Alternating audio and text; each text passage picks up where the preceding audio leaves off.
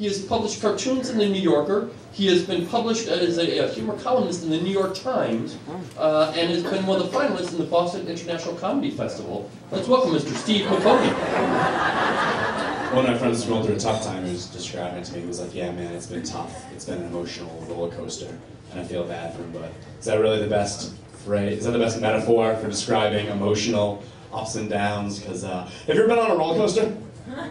They're awesome. They're amazing all the time. Have you ever been on a roller coaster and been like, "Woo! Up and down, sad."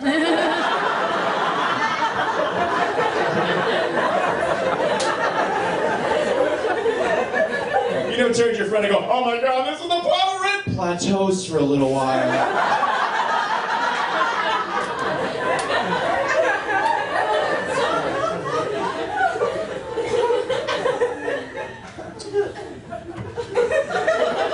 You guys are fun. I feel like we can talk about anything. I think that ducks probably just think that people make the quack quack noise. Right? Because think about it. Every time you see like a group of ducks, what do you always do, right? Like, "Hey guys, look, it's some ducks." Quack, quack, quack. We quack it. Like, what do ducks even think when we're quacking at them? They're probably just like, "That is so weird."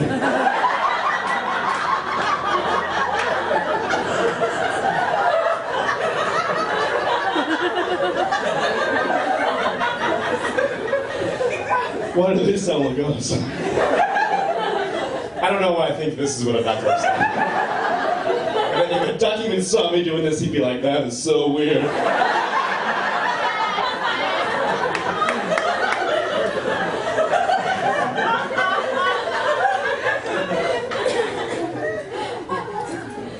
Do you ever blow your own mind? Try to think about something that makes perfect sense and also no sense at the same time. Like, try to think about this. How do you feel numbness?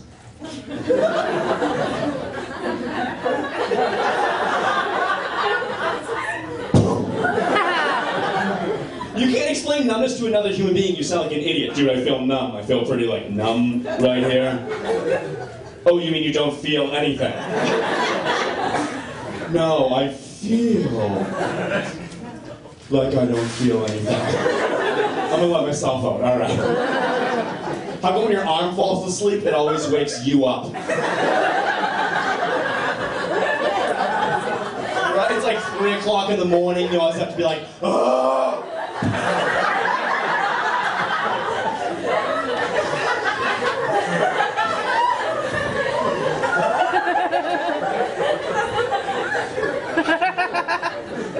Well, at least one of us is happy. Do you ever be asleep and you feel like you're falling? Right? And then and you wake up? That is the worst. I think the only thing worse than that would be like if you were awake and you were falling.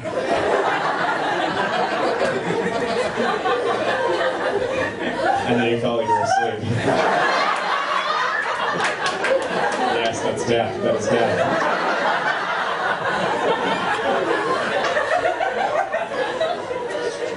I'm bad at dating. I'm bad at that first part of dating, right? It's like when you gotta make small talk. It's so uncomfortable, but you have to, like, you gotta make small talk, right? You can never make like big talk. It can never be like, "Hey, how's it going?" "I don't know if God exists."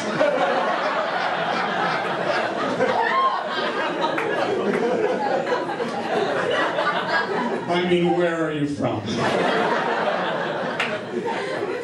I was trying to talk to this girl, she told me her name, and then she just throws out what her name means for some reason. She was just like, "Hi, I'm Taya." She could have been done that. She's like, "It means hope." I was like, "Why don't your parents just name you Hope?" That sounds like an awesome name. If I have a kid, I'm just going to name him something that's just deep to begin with. I'm just going to name my kid like Sea of Doves. You can just go to parties and be like, "Hey, how's it going? I'm Sea of Doves." It means John.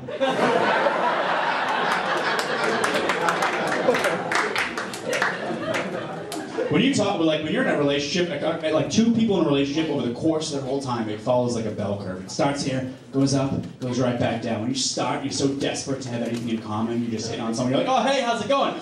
Do you like food?" Me too. good. Oh yeah, food's good. And then you get in the relationship somehow, and the questions get more and more serious and like practical. It's like, well, what's your phone number? What are you doing this weekend? What do you want to go steady? I don't know if that's like the 50s.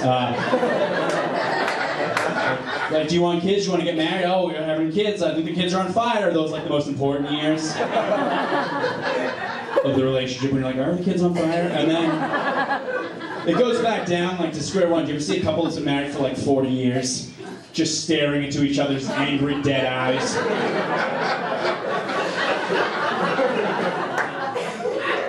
One of them's like seething about something that happened 38 years ago. The topic's still basic. It's like, how's the food? The food's good. Food's good. Just dating is just so weird, right? It's like you pretend to be like a better version of yourself. It's like going on a job interview and then just staying on the job interview until someone farts at the job interview.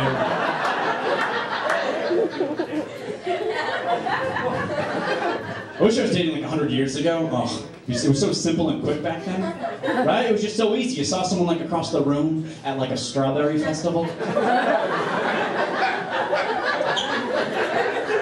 You liked their shirt and the way they danced the McKinley, and that was it. You got married the next time the hall was available. There's probably going to be a war soon, and you wanted a pen pal for it. And it was final. There was no divorce back then, right? It was just like, it was to the death. It was like a cat and a raccoon in a burlap sack. It was just loud. And this is inspirational for you guys. It was just loud.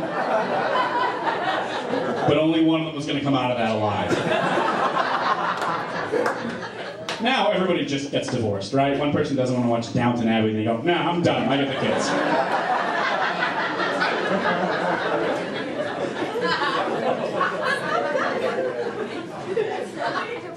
Part of the problem, I think, is that just dates, they're like fun, right? They're fun. Why would you stop dating? Because they're always just so, like, such a fun, like, oh, you want to go to a movie? Sure. I would not talk to you for 2 hours and the thing's flashing in front of my dumb face. Yeah, that's a terrible way to gauge if you're actually compatible with someone for the rest of your life. You know what a date really should be? You should have to just get together and file your taxes jointly.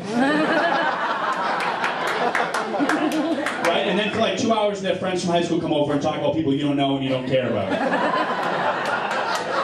They should just be wearing a hospital gown on backwards, throwing up and wearing oven mitts. Oh, you still love me? That should be your first date.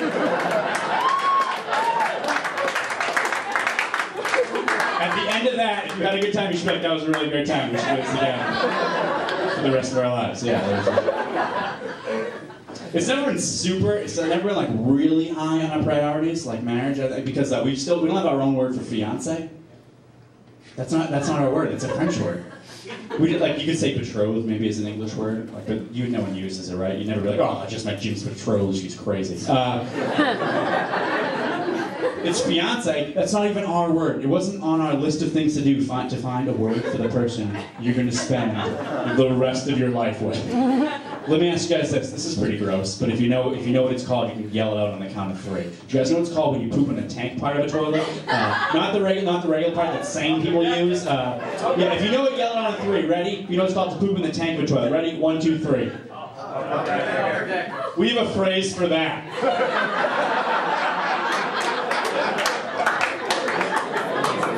We have a phrase for pooping in the wrong part of someone's toilet as a joke. What's going to call everyone to love someone for the rest of their life, but we haven't had the ceremony yet? I don't know. Find a French word. I'm going to go poop in this toilet over here.